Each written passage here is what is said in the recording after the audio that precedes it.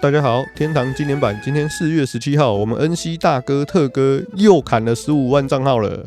這次砍工作室跟外掛的動作呢，跟之前海鷹版本更新前非常的像，就是那種趕在改版前挽回民心的味道非常的重。昨天直播的時候，其實也有觀眾跟我說啊，砍15萬人真的這波有感。雖然還是能看到工作室，甚至還有一些是近期很火熱的圈圈熊外掛，但比起之前的情況，數量確實減少了很多。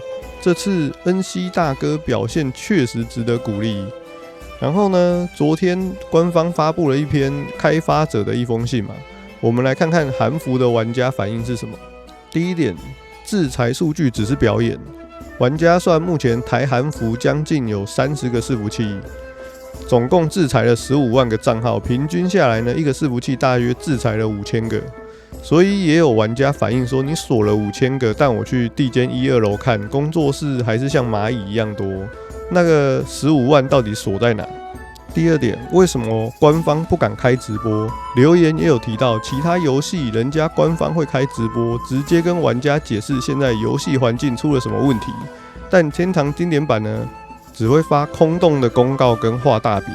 玩家最想看的是什麼？官方人員直接用劇院賬號現場跑一圈地間螞蟻洞跟騎士洞，看到外掛的畫面，這樣子才有機會真正的解決問題，而不是躲在遊戲後台拉數據。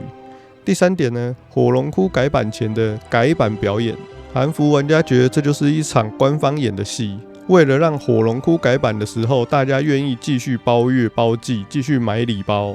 所以先清理出一些空間，讓伺服器看起來稍微乾淨一點。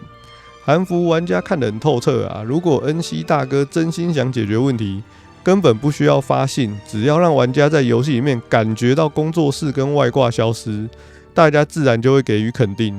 最後就是來吃瓜看戲。昨天聽說火神伺服器掉了戰略物資衝暈啊，結果發生被一位中國抖音實況主撿到。打到寶物原本是件好事啊，但沒想到據說他好像是馬上退盟了。之前這位實況主似乎還發生了競標到加95刀，轉手就直接高價賣給別人。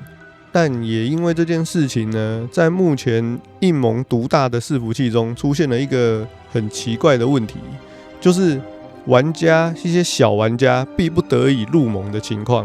因為在应盟獨大的環境中啊，你想打王根本就沒有選擇，你就必須入這些大盟。很多人會說，入盟的時候不是都有寫規則嗎？同意就繼續待着，不同意就走。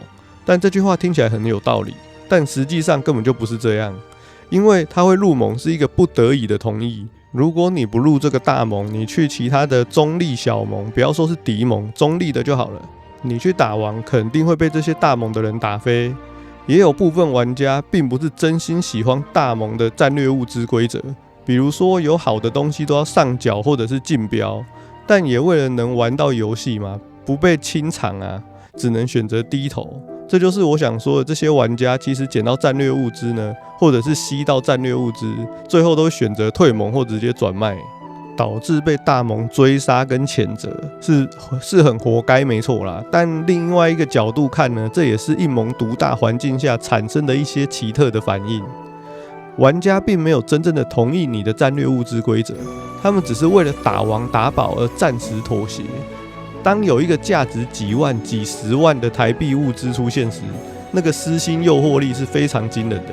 這也反映出一種惡性循環啊，大盟越強，規則越硬，小玩家被迫加入，內心不滿的累積，最後就會出現撿到就跑的這種極端行為。好啦，以上就是今天的影片內容，感謝大家觀看。大家對於應盟獨大有什麼看法，都可以在底下留言分享。